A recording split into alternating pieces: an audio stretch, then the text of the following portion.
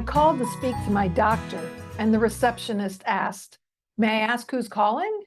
I replied, "Yes, you may. Go right ahead and ask." Here's another one. This is my favorite. An employee asks his boss, "Can I have 2 weeks off for Christmas?" His boss replies, "It's May." To which the employee responded, "Oh, sorry. May I have 2 weeks off for Christmas?"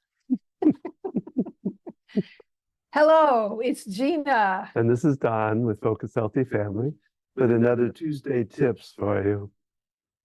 Today's tip is one of the principal teachings from the book, How to Talk So Kids Will Listen and Listen So Kids Will Talk, is about giving information instead of scolding or yelling. For instance, when you find your child writing on a wall and your first instinct is to yell, try making a statement firmly that says, "The wall is not for writing.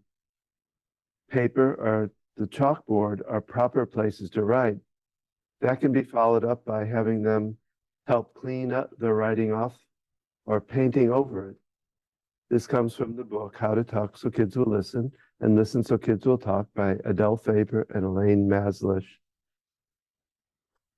So it's really talking about how you handle situations that really raise your anger right away. So being direct, letting them know clearly your expectations. So when you were saying that and it talked about the child drawing on the wall, I was picturing describe what you see. Yeah. I see a circle and eyes describing the description of what they're drawing on the wall. I wonder if you couldn't say, "Wow, I'm not a fan of writing on the wall, so we need to clean that off." It would be great if you could make that picture over here. Could you do that? The only thing about that, I think, would be that it wouldn't necessarily give the message that you don't write on the wall. It would give a message that, but it's okay if you do that. Prefer you do it over here, and that would mean that they could do it again if I guess they it depends on your child and the sensitivity of them. Some kids are just so hypersensitive. You could then follow up with, in the future, do you think you can only write, on the paper, on the, and, we'll keep, if you draw something you really like, we can frame it and hang it on the wall. Sometimes there's subtle ways to do things because some kids that feels still like a scolding. Yeah. And sometimes we need to be direct. There's a lot of nuance in this, and knowing your child and knowing the situation and just finding a way to make the most out of it,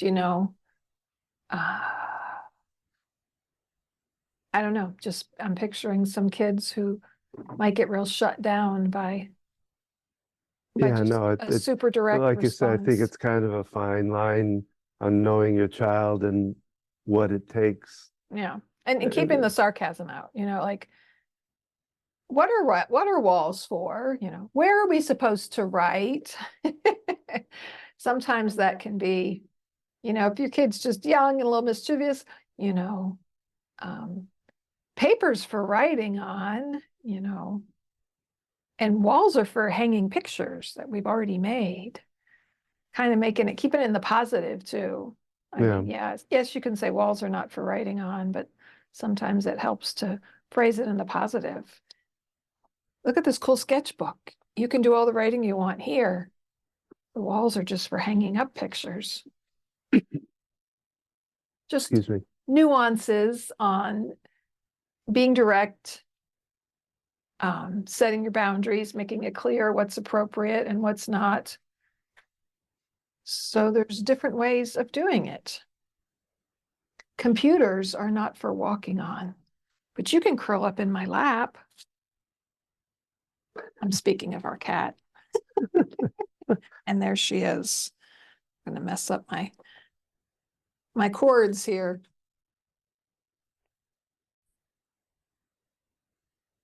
To follow up with this, not only can you set the boundary of, we're going to write here or not here, but having them help you cleaning up, Yeah, I think what they've done is, and doing it together. There's nothing wrong with engaging a child to do something together, no matter their age. Yeah, you don't want it to feel like punishing them, because to me that it's kind of, like I said, it's kind of a fine line, but if this is the second or third time they've done it, well, then that's when you say, okay, and you have a talk afterwards and you say, okay, this has happened multiple times, this can't keep going on, or whatever, what can we do differently? Yeah. How can we, you like to write standing up. Can we get you an easel? Can we put a chalkboard on the wall? Can we, maybe you can do some extra work around the house to earn the money for that. Maybe, but your consequences are you've made marks on a wall that are not wanted there. And so we clean them up. If we spill something on the floor, we clean it up. Well, and the describing factor is kind of universal in a way, because it talks about the same kind of principle and praise in the book. Well, and so if it happens more than once, that's when, I see, marker all over the wall. Yeah.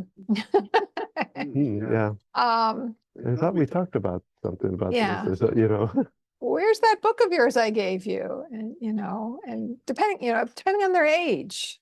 Yeah. If they're 24 and they're doing it. No, and maybe they're an artist and you take pictures and send it in. So thinking about how we say things to kids, stopping ourselves from reacting, instead giving them information, setting the boundaries, making it clear to know what's okay and what's not, because sometimes they're just not aware. Or maybe they're holding a paper up to the wall to use it as a surface and don't realize it's marking through. And education and engaging them in the process of cleaning up and also in the problem solving. So that's our tip for today. Be sure to tune in Thursday for our full-length podcasts at Focused Healthy Family. We hope you pass it along to people that, other parents or other people that you think this kind of information would be helpful to. And you can also find these Tuesday tips via email if you want to sign up for that and have a written format. You can go to our website and register for that and get them every Tuesday. And remember, how you speak to your kids today shapes their future and yours.